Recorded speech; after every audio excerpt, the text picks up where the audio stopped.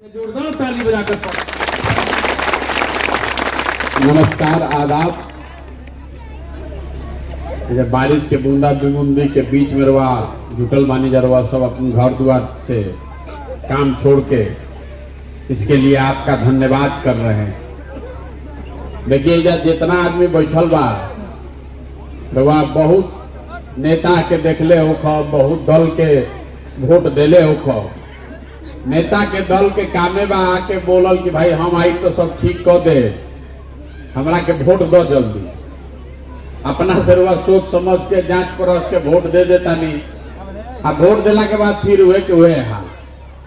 हम कुर्ता पजामा पहनले बानी, नेता ऐसा रवा लौकत होखो, लेकिन हम नेता ना है। अरवा से वोटो मांगे नहीं किया, खाली इतने बतावे आइल बानी कि जौन हमनी के दुर्दशा बा, जौन गरीबी बा, बदहाली बा, कोनो आज तो भइल नहीं के। जब रवा लड़का होखो तबो उतने गरीबी या बदहाली रहे। जो लड़का रहे वो जवान हो गई, जवान आदमी बूढ़ हो गई। लेकिन बिहार से दुर्दशा, बिहार के गरीबी बेरोजगारी खत्मे नहीं के हो। काहे नहीं के खत्म होत रवा के एक लाइन में बतावे आइल बानी 5 मिनट में। समझ में आवे तो करा के अपनाई, और ना समझ में आवे तो जैसे चलता तो चलिए रहल बा। देखिए हमनी के बुझाता कि हमनी के नेता ठगता असल। अभी जे करे के हम देव माई पूछो काहे हमनी के दशा बा, तो वह ये कहे भैया चुनावा के समय सबे गोड़ पर गिर के वोट ले लेता, वोट लेला के बाद कोई मुंह नहीं के देखा। तो हम रवा के बताओ तनी कि नेता रवा के नहीं कन ठगत। अगर नेता ठगी तो एक बार ठग ली, 2 बार ठग ली, तीसरा बार वह सुधर देती, जाग देती।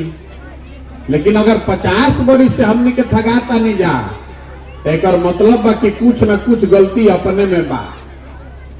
रवा जाता नहीं साड़ी खरीदे, लुगा खरीदे, आ कोनो दुकान वाला एक बार ठग ली तो दोबारा ना न जाइबो दुकान पर।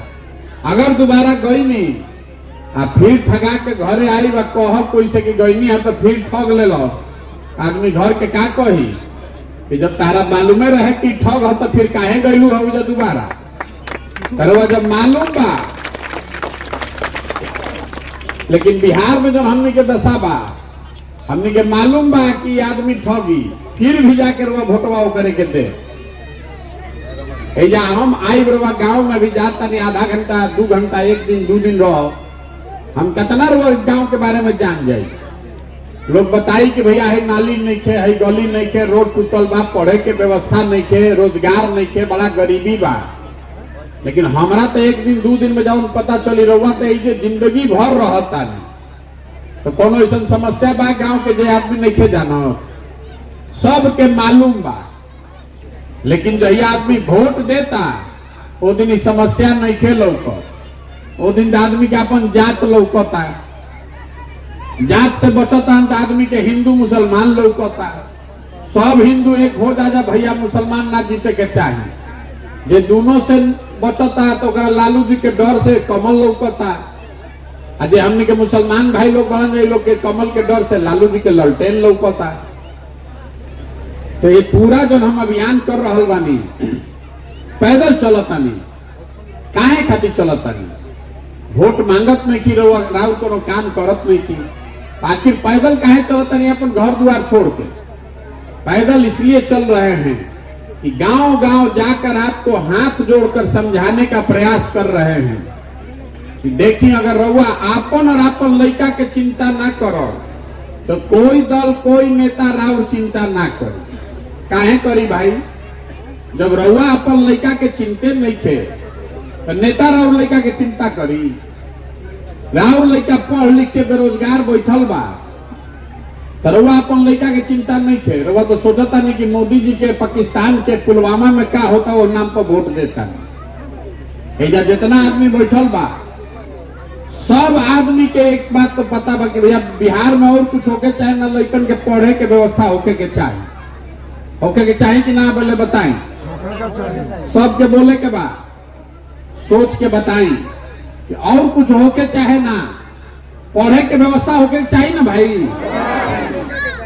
एकदम होके चाहिए। लेकिन सब आदमी कहता हम नहीं बताओ, हम पूछता नहीं, सबे कहता कि और कुछ होके चाहे ना पढ़े के व्यवस्था होके के चाहे। इतना बात तो सबके बुझाता। आप अपना अपना लड़कन के नाम पर ईमानदारी से बताएं कि पढ़े खातिर के कहिया वोट देले बा? कोई देले बा वोट? कोई देले बा भैया वोट? तो फिर काहे का हल्ला मचावो तानी? जब रउआ कहता नहीं कि पढ़े खातिर बिना पढ़े के व्यवस्था के सुधरी ना, लेकिन रउआ पढ़े पर वोटे नहीं दे तो सुधरी कैसे? रउआ बुझाता कि रउआ वोट ठीक देता नहीं, नेता गलत करता। हम कहता नहीं कि रउआ वोटे गलत देता नहीं। आप वोट दे रहे हैं जात पर, तो जात के चर्चा हर जगह बिहार में होता कि नहीं? क्या हो जौन काम करे जाए तो जाते के आदमी बतियावता। रउआ वोट देले बानी 5 किलो अनाज पर, तो कतनो बिहार में चोरी होता तो 1 किलो काट के 4 किलो अनाजवा मिलते बा।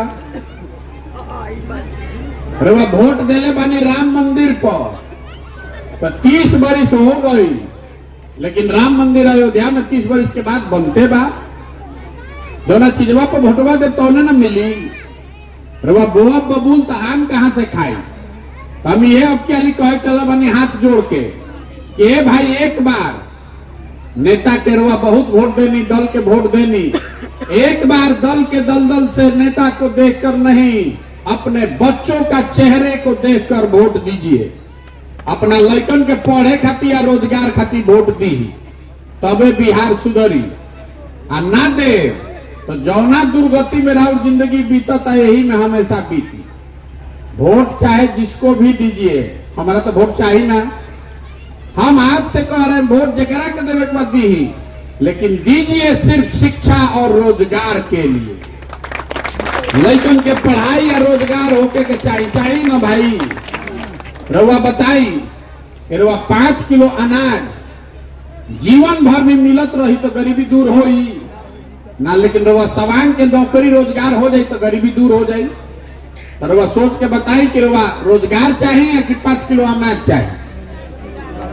रोजगार चाहिए कि 5 किलो अनाज चाहिए? लेकिन वोट दे 5 किलो अनाज को, तो रोजगार मिली कैसे? तो जौन चाहिए तो उन्हें नाम पर वोट दी।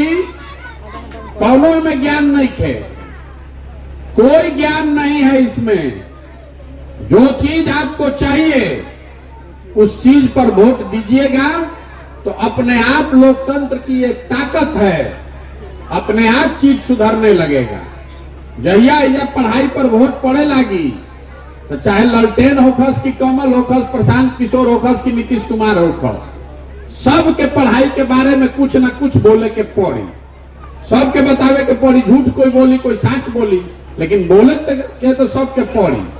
अभी एजा स्कूल बंद बा, कोई हमनी के बतियावते नहीं खींचा। हमनी के बतियाओ तनी जे कितना भूमिहार, कितना नोनिया, कितना कुशवाहा, कितना पंडित, तो नेतो वह बतियावता सब दिन रात। तरुआ के ये कहे बानी पैदल इसलिए चल रहे हैं कि आपको हाथ जोड़कर कहे कि अपने बच्चों के पढ़ाई और रोजगार का बात कीजिए और उसी पर वोट दीजिए, तभी सुधार होगा, ना तो सुधरे वाला नहीं थे। एगो प्रशांत किशोर आवस कि 10 प्रशांत किशोर आगास, ये नहीं सुधरने वाला है। आपको अपने बच्चों की चिंता खुदे करनी पड़ेगी। सब इतना आदमी बैठल बानी जा, कोई ऐसा घर नहीं थे जहां से जवान आदमी जाके बहरी मजदूरी नहीं करो। अभी होली में घर के राउर सवांग आई ना हुई, हम साल भर में कोई छठ में 10 दिन 15 दिन आवता तो भेंट होता, मुलाकात होता। सालों भर अपना घर के जवान सवांग से, राउर लड़का से, राउर मर्द से, राउर बाबूजी, राउर चाचा से वह भेंट नहीं थे। जे से जाता बहरी मजदूरी करे, 15,000 रुपया खाती 12-12 घंटा आदमी हाड़ गलावत। छोट छोट कमरा में रहता आदमी 4 गो 5 गो, वो अपने से रोटी पकावता, खाना खाता, पेट काटता, कि घरे 6,000-8,000 भेजी कि हमार बाल बच्चा खाओ।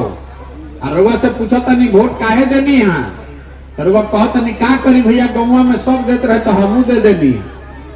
राउर घर के सवांग, राउर लड़का अपन शरीर गलावत साल भर, और वह वोट ऐसे ही दे दे तो रउआ ना भोगब तो हम भोगब। यही बताने के लिए यहाँ चले हैं।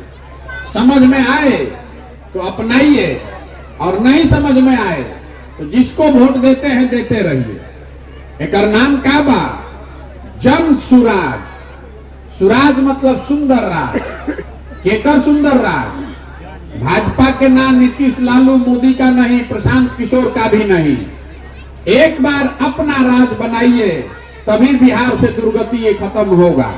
तो जनता के राज चाहिए तो लइकन के चेहरा के देख के शिक्षा और रोजगार पर वोट दी, और ना तो नेतन के देख के वोट देते रहो।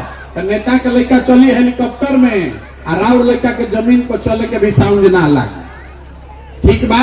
तब बारिश होता घरे जाई ना, तो हम तो भींगते बानी रहो, भींग जाए। एक बार इस मिट्टी के सम्मान में एक नारा लगाकर खत्म करेंगे हम लोग। मैं बोलूंगा जय बिहार, आपको बोलना है जय जय बिहार। जय बिहार, जय बिहार, जय बिहार। बहुत बहुत धन्यवाद।